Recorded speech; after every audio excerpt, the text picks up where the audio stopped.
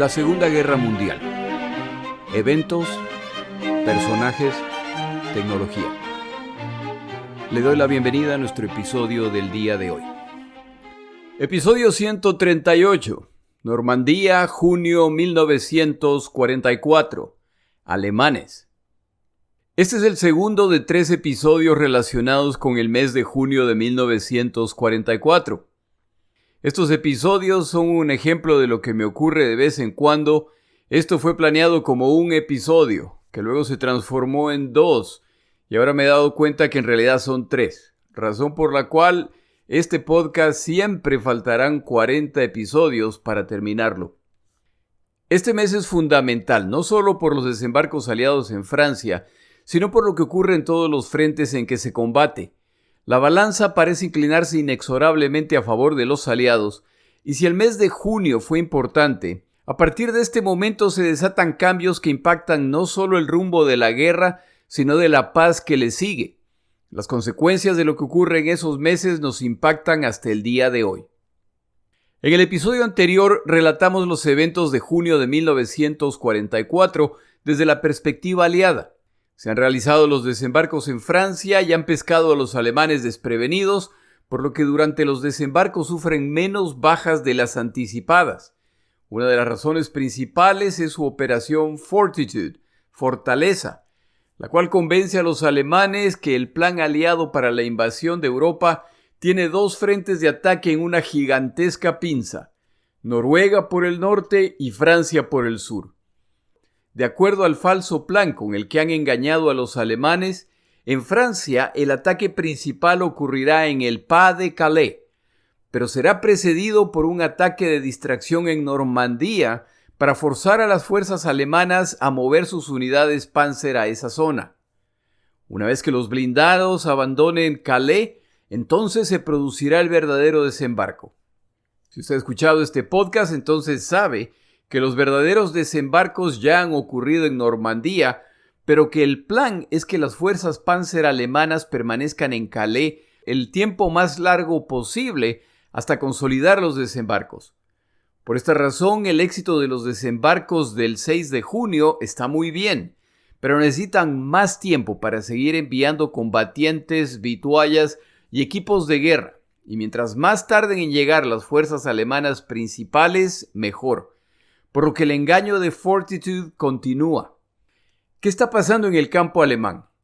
El señor Danny Parker escribe un libro llamado La Guerra de Peiper, que relata la experiencia de guerra de Johann Peiper, combatiente alemán de las SS.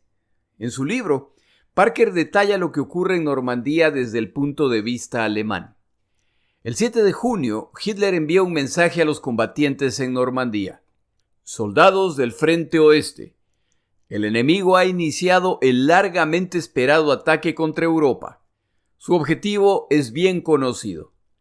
La defensa contra este ataque es una cuestión de vida o muerte para nuestra nación y una tarea histórica. En este frente lo que cuenta es luchar y combatir hasta ganar o morir. Cada líder, cada comandante en cada base, isla o fortaleza está comprometido conmigo a nunca capitular, a continuar el combate hasta el último combatiente, hasta el último obús, hasta la última bala. Donde ataque el enemigo debe ser destruido. No lograrán consolidarse en las playas. La victoria es nuestra. Este es un llamado a luchar por la victoria y por el honor del legado de sus camaradas caídos. El documento lo firma Adolfo Hitler. Como ya se ha mencionado, los alemanes están confiados en que pueden expulsar a los aliados. Después de todo, han desembarcado en una zona sin puertos, por lo que reaprovisionar a los que han desembarcado será muy complicado, por lo que se anticipa que la logística se volverá un problema. Pero desde el inicio también queda claro que los desembarcos cuentan con el impresionante poder de fuego de los navíos que se encuentran en alta mar y de la aviación con sus bombarderos de todo tamaño y cazas de combate.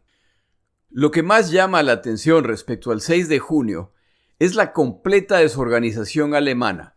parte central de la cual es que el comandante a cargo de esta zona, Erwin Rommel, se encuentra en Alemania cuando se inician los ataques y solo logra regresar a su centro de comando cerca de la medianoche. Inmediatamente se dedica a la tarea de revisar mapas solo para descubrir el desorden de los reportes, incluyendo sectores del campo de batalla que no se han reportado o que llevan muchas horas sin reportarse, lo que podría significar muchas cosas distintas. Lo que sí está claro es que no se ha dado la autorización para mover los blindados del Pas de Calais a Normandía. Rommel, quien basado en su experiencia combatiendo a los aliados en el norte de África, es de la opinión de que detenerlos en las playas podría ser la única oportunidad de derrotarlos. Mantener las fuerzas blindadas a kilómetros de distancia para iniciar contraataques no va a resultar. Detener a los aliados en las playas no ha sido posible, por lo que entonces la mejor opción es detenerlos en las zonas de las playas hasta que lleguen los refuerzos blindados y entonces se los expulse del continente. Pero mover los blindados depende casi exclusivamente de Hitler, al haber creado una estructura de comando en que en realidad es él quien está a cargo. A lo largo de la batalla de Normandía queda claro que planea dirigir esta batalla a control remoto, lo que resulta en tensiones con sus comandantes locales, von Rundstedt a cargo del oeste de Europa y Rommel a cargo de Normandía. Rundstedt y Rommel quieren mover las fuerzas de Calais a Normandía inmediatamente, pero hay un factor que paraliza a Hitler y es la información de su red de espías en Inglaterra que le ha informado que Normandía es un ataque de distracción que será seguido por el verdadero ataque en el Pas de Calais. A pesar de la supuesta convicción que Hitler dice haber tenido de que los ataques principales serían en Normandía, vacila al liberar a las fuerzas de Calais para socorrerlos.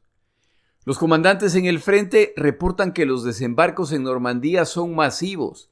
Este es el ataque principal. Ahora solo hay que convencer a Hitler, quien para este momento de la guerra va en dirección contraria a Stalin, que al inicio de la guerra se entrometía en las decisiones de sus comandantes, pero que poco a poco ha aprendido a callarse, a escuchar y a dejar a los profesionales ejercer sus tareas.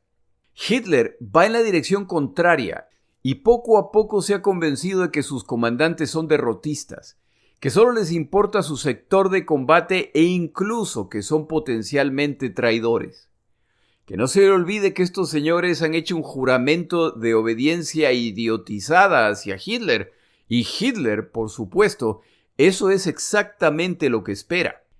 El comandante Johann Peiper, comandante de la unidad blindada Leibstandarte Adolfo Hitler, recibe la orden para mover sus blindados hacia Normandía el 6 de junio, por lo que empieza a movilizar a sus fuerzas hacia el punto desde el cual se pondrán en camino hacia el frente de batalla. Pero en este proceso, el 9 de junio recibe órdenes de movilizarse a una nueva zona cerca de Calais en preparación para la verdadera invasión. Y es que Juan Pujol García y los otros miembros de la operación de contrainteligencia británica Fortitude han jugado su última carta.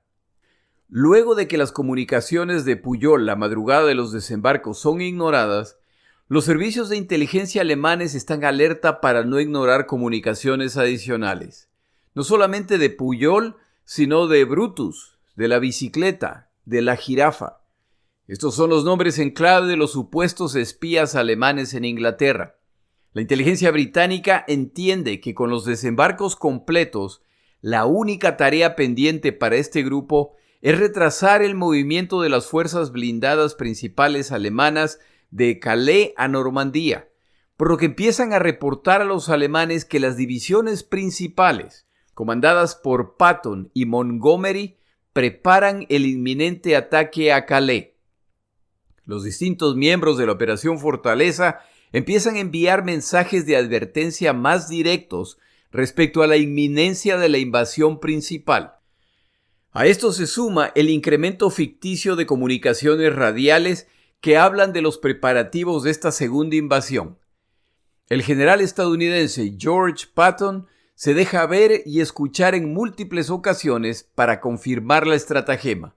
Para los alemanes es inconcebible que Patton, el general estadounidense más exitoso en esta guerra y probablemente al único al que en realidad le temen los alemanes, no vaya a participar en los desembarcos. La realidad es que Patton no va a participar por situaciones que se han relatado en otros episodios. Pujol, quien no perdía la oportunidad de expresar su opinión y teorías libremente en sus comunicaciones con los alemanes, el 9 de junio en su mensaje radial a la inteligencia alemana declara: «Aunque no me gusta dar mi opinión sin contar con fundamentos sólidos para justificarlas, tras consultar con mis agentes el día de ayer, en mi opinión, basado en la gran concentración de tropas en el sudeste de Inglaterra que no están participando en los desembarcos que ya han ocurrido son simplemente una distracción para traer las reservas enemigas hacia esa zona con el fin de realizar el ataque decisivo en otra zona. Es muy probable que ocurra en el Pas de Calais, ya que la proximidad de las bases aéreas inglesas les permitirá proveer apoyo aéreo constante. El bombardeo constante sufrido en el Pas de Calais y la disposición estratégica de estas fuerzas son causas para sospechar un ataque en esa zona de Francia, ya que además ofrece la ruta más directa hacia su objetivo final, que es Berlín. Luego de añadir los nombres de cada unidad real e imaginaria que supuestamente se encuentra en el sur de Inglaterra, afirma que él calcula que son aproximadamente 50 divisiones las que se están preparando. Cierra su transmisión con lo siguiente: confío que usted, la persona que está recibiendo este mensaje, enviará estos reportes urgentemente a nuestro alto mando militar, ya que el momento es decisivo, y antes de tomar decisiones erradas debido a la falta de conocimiento de los hechos, deben contar con toda la información necesaria, incluido la que transmito junto con mi opinión, que es que todo lo que está ocurriendo no es más que una trampa del enemigo para hacernos mover nuestras reservas apresuradamente, algo que más tarde lamentaremos. Si usted escucha este mensaje detalladamente, suena como un mensaje desesperado. Uno pensaría que probablemente desató algunas sospechas, pero resulta que no. El mensaje de Pujol llega a Madrid, se transmite urgentemente a Berlín, le llega a Hitler y este una vez más retrasa el movimiento de las fuerzas blindadas a Normandía en preparación para los supuestos desembarcos aliados en Calais al día siguiente, es decir, el 10 de junio. Como los aliados se enteran de este retraso, atacan para aprovechar la ausencia de estas unidades blindadas que más tarde se pondrán en camino. Y es esta comunicación la que resulta en que el comandante Piper deba dirigir sus blindados cerca de Calais en preparación para los desembarcos falsos. Los comandantes alrededor de París y el sur intentan movilizar unidades blindadas. La división Panzer Lehr, veterana del norte de África, se pone en camino hacia el frente. En el proceso de llegar pierden 200 vehículos de distintos tipos como resultado de los bombardeos incesantes. Los alemanes empiezan a utilizar el término Jabo para referirse a los cazabombarderos aliados. Los Jabos, como llaman estos aviones, se convertirán en sus permanentes torturadores en esta batalla. Cuando los cazas no los bombardean, es el fuego naval el que se ensaña con ellos, y en ese caso ya no hay nada que puedan hacer excepto retirarse. A todo esto se suman los caminos, rieles ferroviarias y puentes saboteados por civiles. Y es que a los desafíos representados por los que desembarcan se suman los actos de sabotaje y resistencia que ahora ocurren a lo largo y ancho del territorio francés. De la noche a la mañana, los alemanes enfrentan una realidad muy distinta. Caminos, comunicaciones, líneas ferroviarias y equipo alemán son saboteados. Ocurren además ataques contra tropas alemanas que se movilizan. Esto empieza, como no puede ser de otra forma, a irritar a los alemanes que, considerando la seriedad de la emergencia que enfrentan en la costa, no tienen tiempo para estos actos que ellos consideran terroristas. Creo que es importante aclarar cómo funciona este tipo de situación en tiempos de guerra. La regla básica es que quien elige combatir al ejército enemigo, sea quien sea el enemigo, y lo hace sin ponerse un uniforme militar, es considerado un partisano o un espía, y la práctica de todas las naciones, no solamente de los alemanes, es que quienes hacen esto pueden ser ejecutados sin necesidad de juicio. Lo repito, esto no es algo que hacen solo los alemanes. Esto lo hacen todas las naciones cuando llega el momento. Los civiles franceses que se están involucrando están tomando un alto riesgo y lo saben, pero es hora de intentar liberar su nación. El autor Max Hastings, en su libro Das Reich, habla de la historia de la segunda división Panzer alemana, la cual se encuentra en Francia desde febrero, reemplazando equipo destruido o averiado, recibiendo combatientes reemplazantes y entrenándolos en preparación para su regreso al frente soviético. Una vez que se realizan los desembarcos aliados en Normandía, el 7 de junio, la división Das Reich finalmente recibe la orden de dirigirse a Normandía para enfrentar a las tropas que han desembarcado. El resto del 7 de junio es cargar combustible en los tanques y vehículos adicionales, revisar sus provisiones, revisar mapas y decidir la mejor ruta para llegar al frente. Heinz Lammerding, comandante de la división Das Reich, solicita a los centros de comando espacio en trenes para movilizarse al frente. De esta forma se evita el desgaste de movilizar el equipo por sus propios medios. Para su sorpresa, su solicitud es denegada. Aunque no se lo comentan, el problema es que las líneas ferroviarias han sido saboteadas. El siguiente plan era tomar posesión de camiones y vehículos pesados en manos civiles. De hecho, estos ya han sido prometidos a la división Das Reich, pero con la intención de mantener la paz con la población francesa, no se requisa estos vehículos hasta que llegue un momento como este. Con los desembarcos ocurridos, ahora llega el momento de ir a buscar esos vehículos. Y estos vehículos no aparecen por ningún lado. Combatientes de esta división se apoderan a la fuerza de vehículos privados, pero el comandante alemán local los obliga a devolverlos. Después de todo, una vez que esta unidad blindada se marche, es él, el comandante alemán, quien tendrá que lidiar con la población, por lo que no quiere problemas. Esta actitud refleja la idea de muchos alemanes al iniciarse esta época de que los desembarcos del 6 de junio eran un problema temporal. En la madrugada del 8 de junio, la división Das Reich sale de Montauban y se pone en camino con lo que puede, incluyendo la gran cantidad de reclutas poco entrenados que son parte de sus fuerzas. 15,000 combatientes alemanes y 1,400 vehículos se ponen en camino. Viajan manteniendo una distancia de 100 metros entre vehículos. Ya se les ha informado de los devastadores ataques aéreos sufridos por otros grupos de combatientes.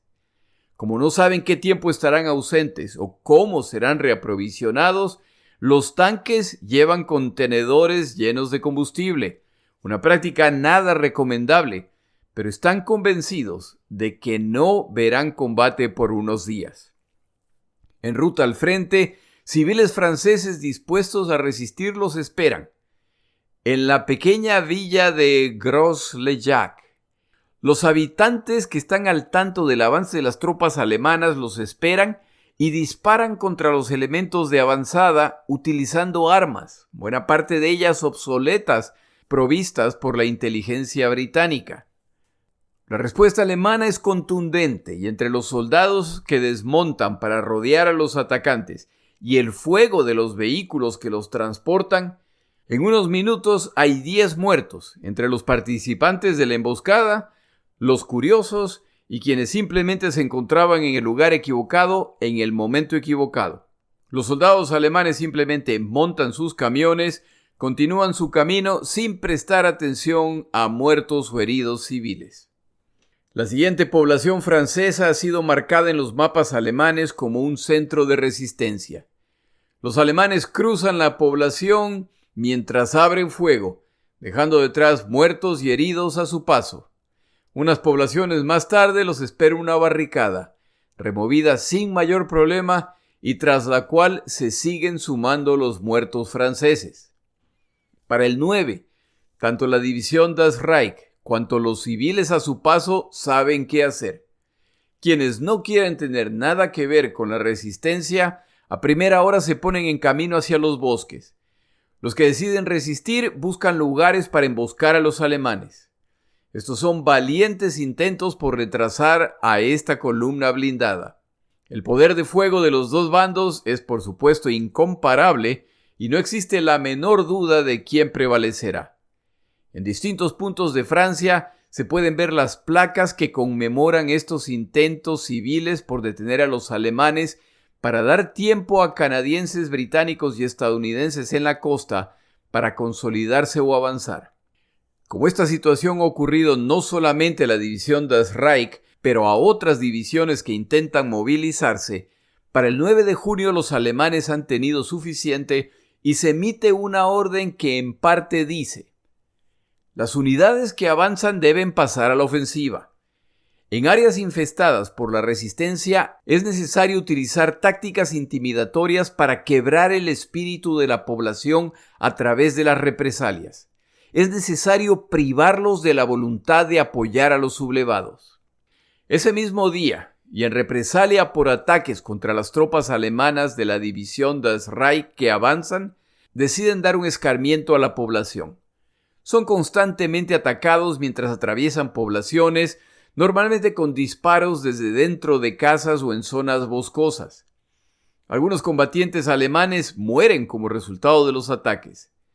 10 civiles escogidos al azar son ejecutados por cada alemán muerto. Para colmo, un oficial alemán es secuestrado y en represalia, alrededor de 100 varones civiles son ejecutados y colgados de postes y árboles. Al día siguiente, la división Das Reich superará la brutalidad de ese día. De acuerdo al reporte oficial alemán, estos son los eventos del 10 de junio, el día siguiente. Uno de los comandantes de la división reporta que han enfrentado resistencia en la población de Oradour-sur-Glane.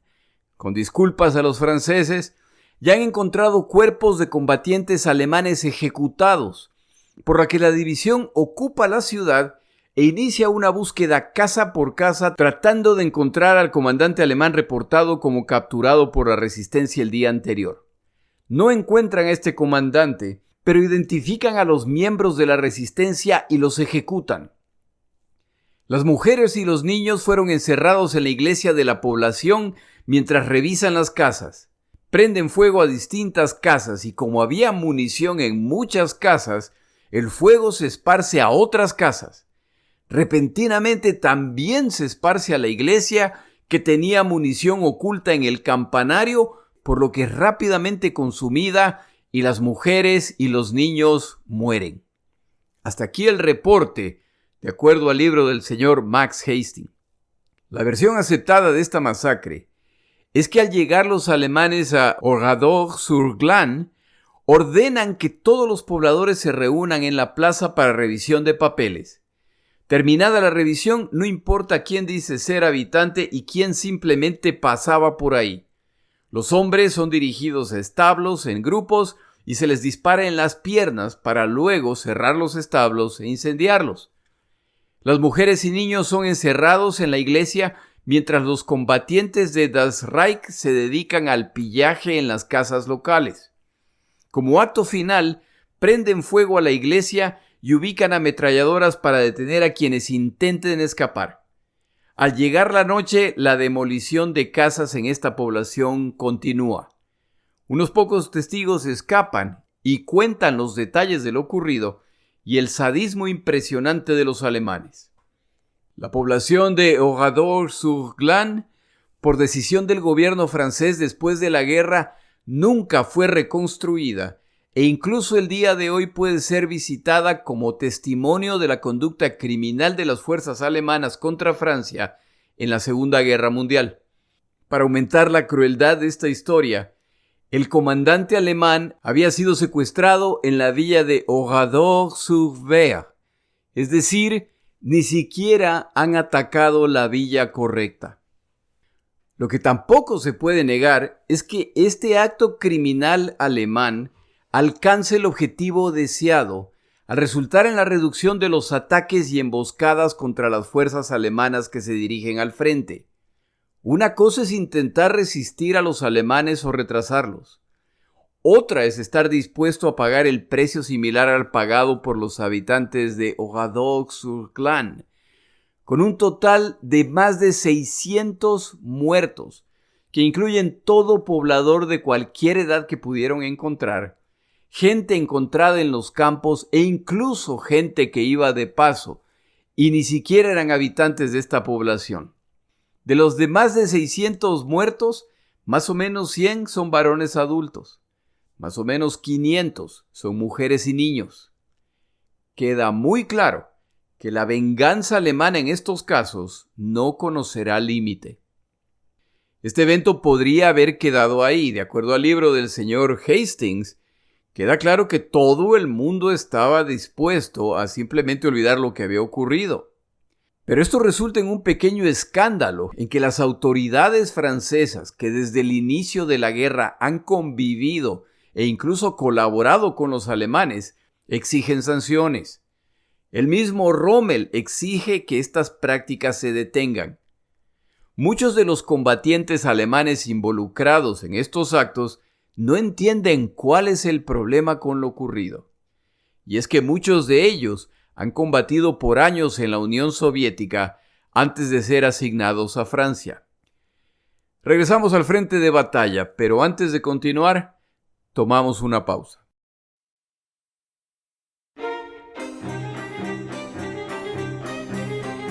Palabras de Churchill.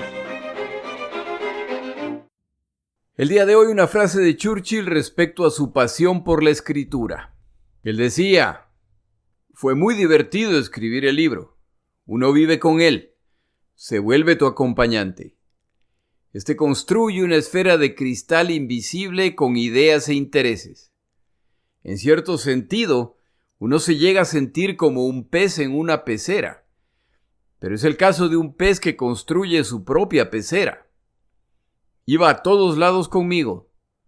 Nunca fue olvidado durante viajes y no hubo momento en que su agradable compañía no estuvo presente. O las paredes de vidrio requerían ser pulidas, o la estructura agrandada o reducida. Guardando las inmensas distancias entre escribir un libro y escribir un podcast, así como las inmensas distancias entre Churchill y yo, creo que entiendo a lo que se refiere.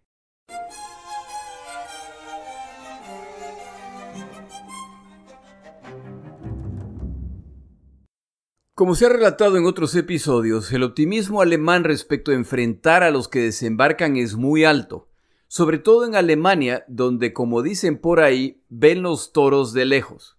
Saben que sus Panzers Tigres y Panteras son superiores a los de sus enemigos. Su blindaje frontal es capaz de detener los obuses de los enemigos y sus cañones capaces de destrozarlos desde un rango muy superior al de sus enemigos. Al menos eso es lo que creen, ya que para este momento los aliados cuentan con una versión del Sherman estadounidense, el Sherman Firefly, Luciérnaga, que cuenta con un cañón de un calibre muy similar al alemán y es capaz de penetrar el blindaje. Pero tal como los alemanes, para quienes sus Tigres y Panteras eran la minoría de los tanques con los que cuentan, los tanques Sherman Firefly eran menos de una tercera parte de los tanques con los que contaban los aliados. Los alemanes están confiados en que sus tanquistas son muy superiores a los aliados. El problema, por supuesto, es si lograrán llegar al frente de batalla. La respuesta la reciben al intentar avanzar. La división Panzer Lehr, que había recuperado casi toda su potencia de batalla, solo llega a Normandía el día 9 y para entonces ya ha perdido alrededor de 200 vehículos de distinto tipo como resultado de ataques aéreos. Intentan acercarse a Caen para enfrentar a los británicos, pero pueden hacerlo solamente en la noche. La primera división blindada Luftstandarte Adolfo Hitler quiere mostrar su compromiso con su Führer y el nazismo. Si eso implica morir, pues que así sea. Son liderados por Kurt Meyer, convencido nazi. En ruta hacia la costa llega una población de avanzada el 7 de junio y puede ver la costa repleta de embarcaciones, algunas de las cuales disparan. Al mirar en la otra dirección solo ve el vacío y los restos de equipo de combate alemán. Mientras se encuentra en este punto de observación, descubre a través de sus binoculares un grupo de blindados canadienses que se acerca y que no los han visto. Meyer ordena a sus panzers que no disparen hasta que él dé la orden. Y cuando los blindados canadienses están a tiro, se desata el fuego alemán y la columna aliada es atacada. Para el momento que reaccionan, ya los alemanes cuentan con la ventaja de haber destrozado a los tanques al frente y al final de la columna. Los aliados, sin embargo, responden con artillería y las pérdidas alemanas se siguen incrementando. Al final, los alemanes se ven forzados a retirarse, pero llevan consigo prisioneros canadienses. A pesar de sus pérdidas, los canadienses han evitado que los alemanes lleguen a la playa. Tras el final de la guerra, Meyer y sus tropas serán acusados de matar a sangre fría a decenas de prisioneros canadienses, incluyendo algunos que fueron arrastrados a las calles para ser arrollados por tanques.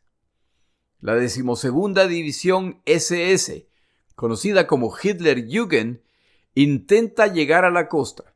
Esta división está constituida por miembros de la juventud hitleriana, y para este punto de la guerra el de mayor edad tenía 18 años.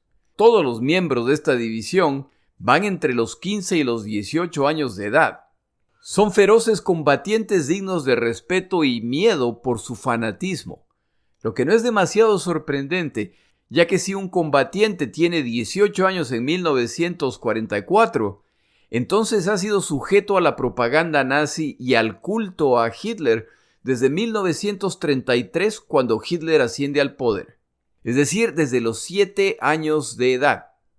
Sin embargo, la simple existencia de esta división constituida en 1943 es una señal clara del problema que Alemania ya enfrenta.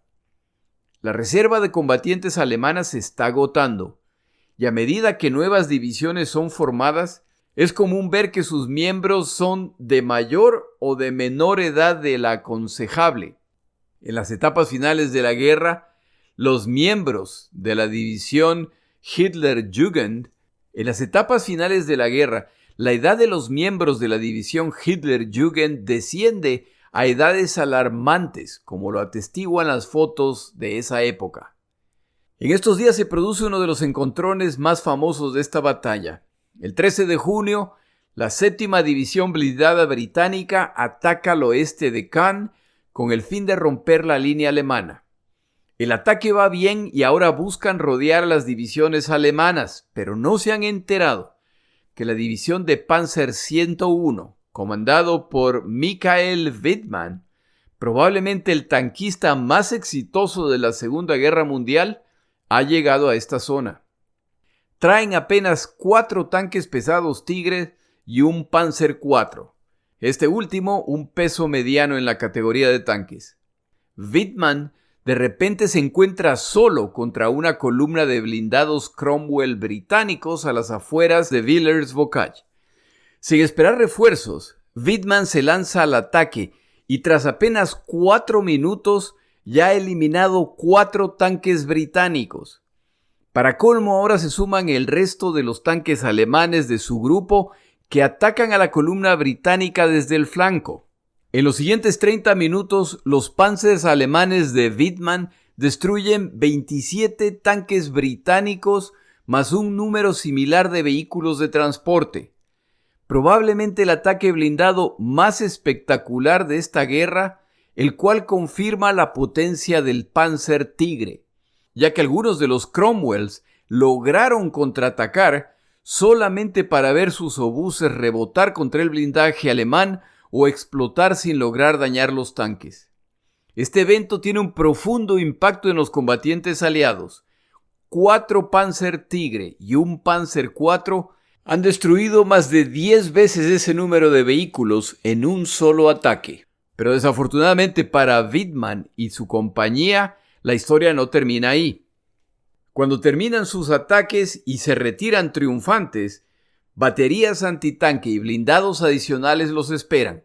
Los emboscan e inutilizan todos los blindados alemanes al impactarlos en sus puntos débiles.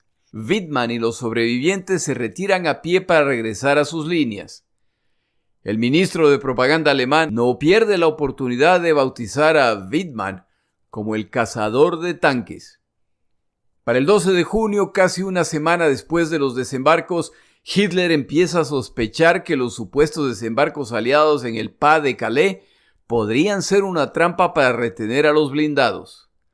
Estos retrasos siguen complicando la relación con von Rundstedt y Rommel, quienes están perdiendo la paciencia con todos estos retrasos. Para este momento la situación en el frente se sigue complicando y los supuestamente débiles estadounidenses están por penetrar las líneas defensivas en Cotentin, por lo que la emergencia ya se encuentra en los dos extremos de la invasión, que ya se expande más de 100 kilómetros. Han menospreciado la capacidad combativa de los estadounidenses y ahora están pagándolo. En estos días los alemanes reciben una mano inesperada. El 15 de junio se desata la peor tormenta en el Canal de la Mancha en 40 años. Esta tormenta obliga a cancelar todos los ataques aéreos por 3 días e incluso los navales. Para colmo, destroza una de las estructuras de los puertos artificiales que han transportado los aliados. De acuerdo al autor consultado, alrededor de 800 embarcaciones aliadas sufren averías, algunas incluso se hunden. Los alemanes aprovechan estos días para movilizar cuanto tienen hacia la costa. Tal vez todavía es posible expulsar a los aliados. El 17 de junio, Hitler visita el norte de Francia. Irónicamente llega al mismo punto donde en 1940 se reunió con sus comandantes para hablar de la victoriosa campaña en la que Francia fue derrotada. Hitler llega con miembros del alto mando militar alemán para reunirse principalmente con von Rundstedt y Rommel. Un nervioso Hitler al que ya se le nota un estado agitado permanente, intenta animar a sus comandantes.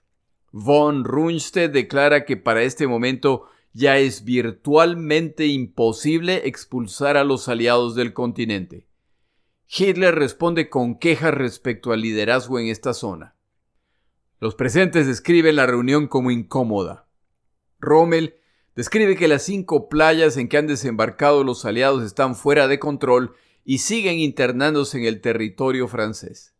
Y es que los aliados ya han desembarcado más de 500,000 de personas, incluyendo combatientes, personal de apoyo y grandes cantidades de armas y vituallas. A Hitler le irritan los reportes y el pesimismo de sus comandantes.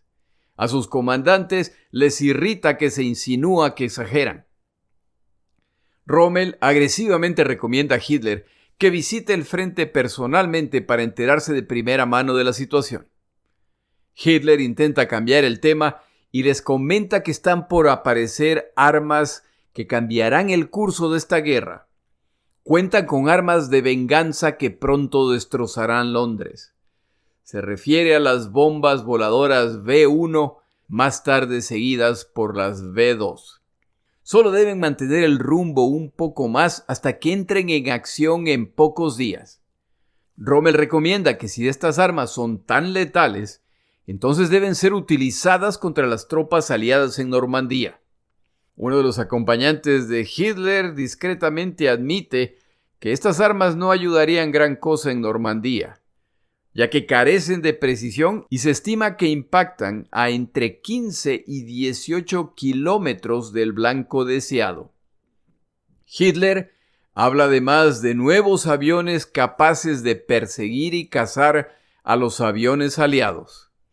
Rommel pide una reunión privada con Hitler en que recomienda que es hora de buscar una solución política.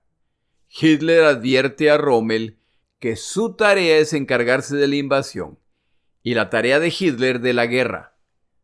Para Hitler, Rommel acaba de sumarse al largo listado de combatientes derrotistas.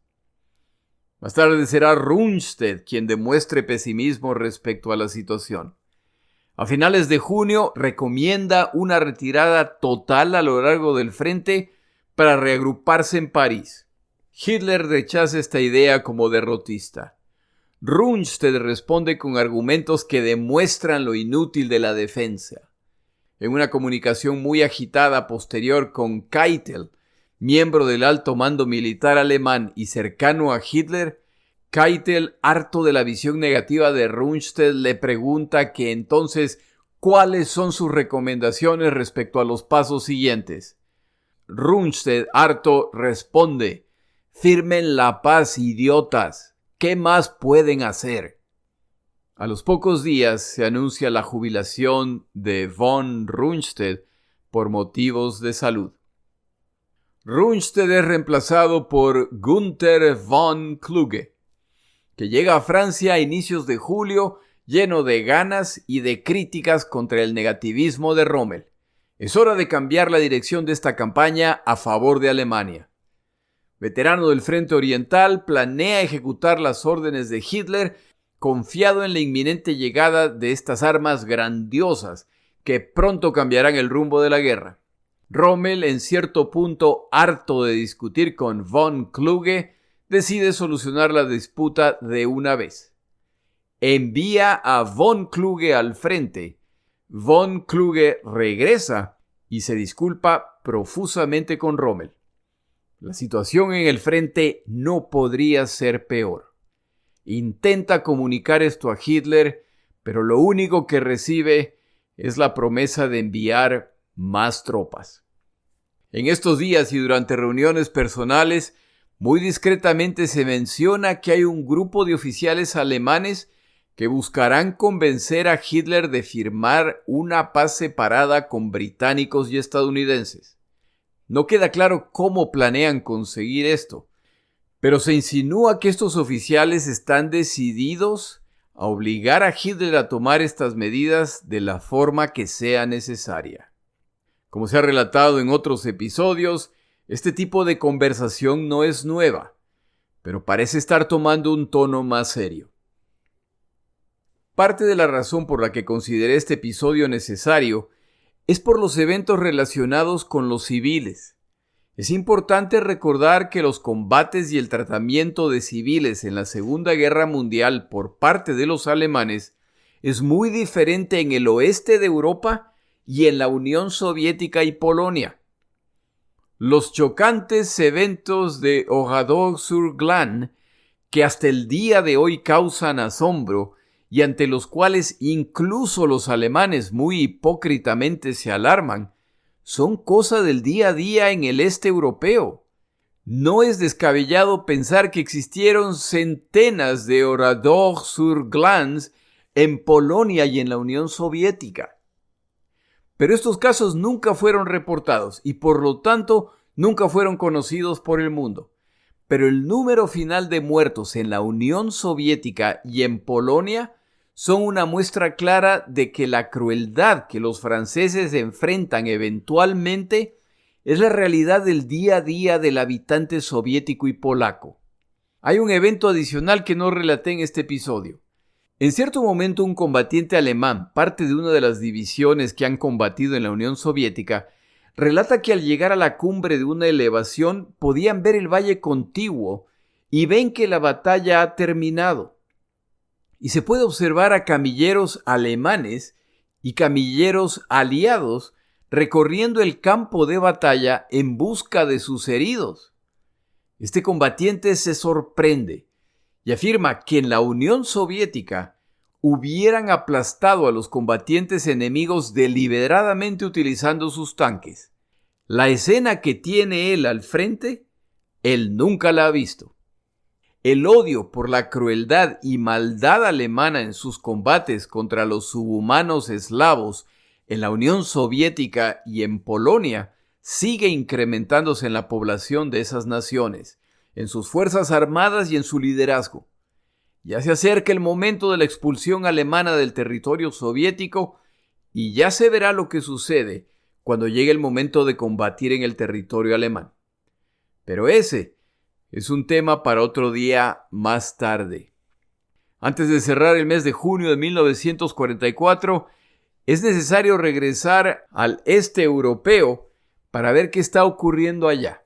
Para este momento, no solo están en problemas los alemanes, sino también sus aliados los finlandeses. Hitler declaraba confiadamente que a los soviéticos en el frente oriental los podía detener por cuanto tiempo quisiera. Los soviéticos están a punto de darle su opinión respecto a este tema. Mi nombre es Jorge Rodríguez. Gracias por acompañarme. Para información adicional respecto a este episodio, las notas de este podcast, que incluyen la narración de este episodio, así como acceso a resúmenes, videos, documentales y materiales adicionales gratuitos disponibles en el Internet, por favor vaya a Amazon y busque el libro La Segunda Guerra Mundial, Eventos, Personajes, Tecnología. Al comprar estas notas me ayuda y me apoya financieramente. Puede encontrar información adicional en mi página web, lasegundagm.com. Muchas gracias.